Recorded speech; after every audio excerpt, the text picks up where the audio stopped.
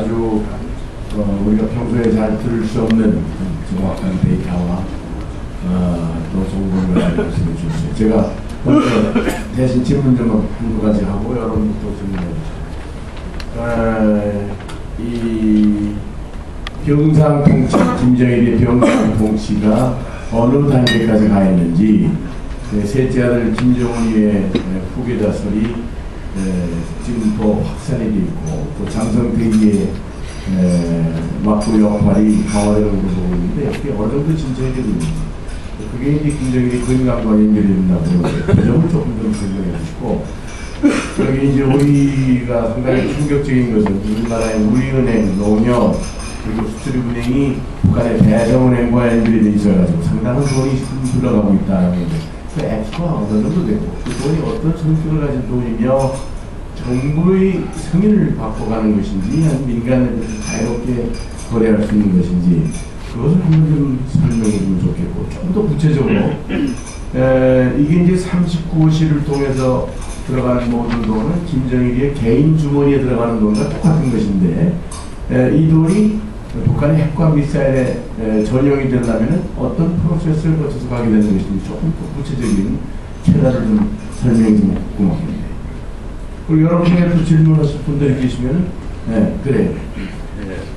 박승재 그 박사님의 강의를 잘 들었습니다. 그런데 말씀하시는 거 보면은 지금 현 오바마 정부에서 강력 정책을 쓰지 않겠습니까? PSI라든가 또 뭐 정계문이라든가 또 그 밖에 유엔 제재까지 한다면은 어느 정도 이북에서는 핵을 폐기할 거라고 얘기하시는데, 박승재 박사님이 보시는 그렇게 강력 제재를 쓴다면은 100%나 핵을 폐기할 것인가, 포기하는 확률이 몇 프로나 될 것인가, 그 박승재 박사님의 견해를 좀 얘기했으면 좋겠습니다. 또 혹시 질문하실 먼저 그런 말씀 드리죠. 우선 후계자 문제와 관련해서 저는 김정은의 후계설에 대해서 아는 바가 전혀 없습니다. 다시 말씀드리면 북한 내에서 어떠한 매체도 아직 김정은의 이름을 후계자로 쓴 적이 한 번도 없습니다. 만약 김정은이 정말로 김정일의 후계자가 되었다면 북한의 선전선동부의 첫 번째 할 일은 김정은에 대한 우상화 작업일 것입니다. 그러면 노동신문이고 모든 언론이 김정은에 대해서 얘기를 해야지 되는데, 아직 김정은에 대해서는 전혀 이야기가 나오지 않고 있습니다. 그 다음 또 하나는 장성택이라든가 여기에서 오국렬이 돕고 있다라는 이야기가 많이 나오고 있습니다. 그러나 여러분들이 TV를 통해서 보셔서 아시겠지만 김정일의 큰아들인 김정남조차도 후계자 문제는 아버지만 결정할 수 있고 나도 얘기 못한다 라고 한 말이 극단적으로 북한 사회를 설명한 것이라고 봅니다. 무슨 이야기냐 하면은 김정일의 큰아들조차도 언급할 수 없는 이야기를 장성택이나 오국렬이 이야기해서 할 수 있는 것이 아닙니다. 그 다음 또 하나는 김정일이 후계자를 결정하는 것이지 다른 사람이 결정하는 것이 아닌데, 다른 사람 이름이 나오는 것은 김정일을 보호하기 위한 보호막으로 보고 있습니다. 김정일이 하는 게 아니라 밑에서 하는 것이다.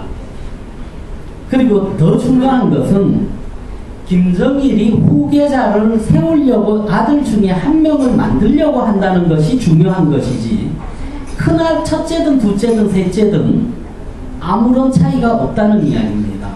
왜냐하면 첫째든 둘째든 셋째든 김정일이가 자기 대를 이어서 김일성 왕조 만들겠다는 데는 똑같은 거지 않습니까? 그리고 또 하나는 큰아들이든 둘째든 셋째든 누가 후계자가 되든 김정일이 정책을 바꾸지 않을 것도 명확한 거지 않습니까? 그리고 중요한 것이 김정일이 자기 아들을 후계자로 만들려는 것이지 다른 사람이 만들려는 것으로 혼동시켜서는 곤란하다 하는 것입니다. 뭐냐면은 김정일이는 원치 않았는데 주민들이 원해서 아들 시켰다 이런 말도 안 되는 이야기로 끌고 가지 않아야 된다는 이야기죠. 그리고 이 북한이 선전성정부에서 역이용하지 않도록 또 신경을 써야지 됩니다. 그건 무슨 이야기냐 하면은 김정일이 입장에서는 자기 아들을 후계자로 만드는 문제를 직접 이야기하기는 상당히 껄끄러운 문제입니다. 그런데 이제 야 봐라, 한국이고 일본이고 미국에서 26살 되는 내 셋째 아들도 후계자감이라고 얘기하고 있지 않느냐라고 역으로 만들어줄 필요는 없다는 생각입니다. 그리고 김정일이 이 과거의 스탈린 시절을 볼 것 같은데, 스탈린이 건강이 안 좋았을 때도 스탈린 주변에 있던 의사들은 어느 누구도 스탈린의 건강 상태를 진실로 얘기한 사람은 한 명도 없었습니다. 왜냐하면 스탈린에게 죽기 전전날도 의사들이 만세를 살 거라고 뻥치고 있었습니다. 왜? 그 의사들 입장에서는 얼마나 어렵게 그 자리까지 갔는데 말 한마디 잘못해서 정치범 수용소로 가고 싶지 않았기 때문입니다. 스탈린 시대를 본다면 지금 김정일 옆에 있는 의사들도 아마 김정일에게 만세를 살 거다라고 얘기할 거다라고 예상을 합니다.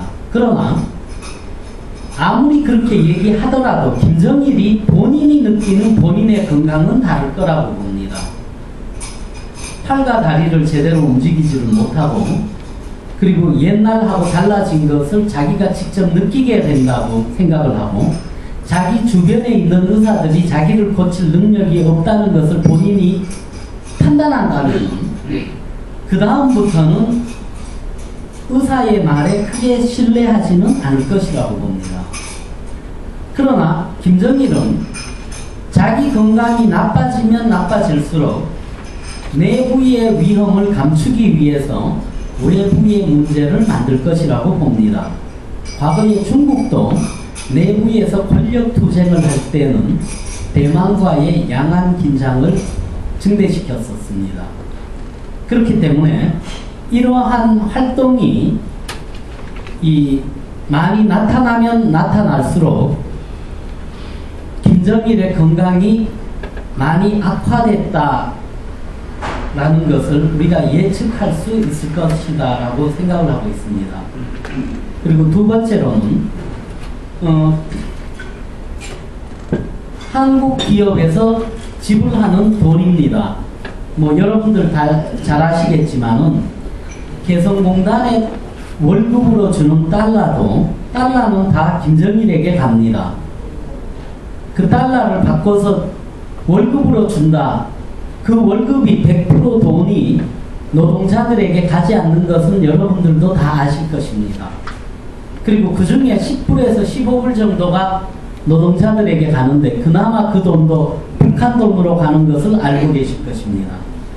한국의 420여 개 기업이라는 것은 법적으로 통일부의 승인을 받고 절차에 따라서 합법적으로 북한과 거래를 성사시켜서 하는 기업들을 얘기를 하는 것입니다.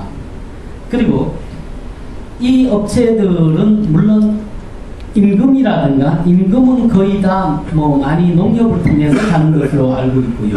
그리고 개성공단에는 우리은행이 들어가 있는 것으로 알고 있습니다. 그리고 북한과의 무역 거래는 금액은 수출입은행을 통해서 주로 북한과 이루어진다고 보고 있습니다. 그러니까 지금 말씀드리는 모든 거래의 가장 정확한 데이터는 한국 정부가 가장 정확하게 잘 알고 있습니다. 그리고 제가 말씀드렸듯이 미국 정부는 한국 정부가 얼마나 북한 핵을 포기하느냐에 따라서 적극적으로 협조할 것이다라고 보고 있습니다. 그리고 제 사적인 견해를 여쭤보셨는데 한국 정부가 적극적으로 지원하고 북한에 대한 핵 포기를 한국 정부가 강력하게 원한다면은 전 세계의 금융에서 북한을 철저하게 왕따시킬 수 있을 거다라고 보고 있습니다. 그러나 만약에 이 420여 개 기업 중에 하나라도 북한과 계속 기업 거래를 한다면 저는 핵 포기시키는 것이 실패할 것이다라고 보고 있습니다.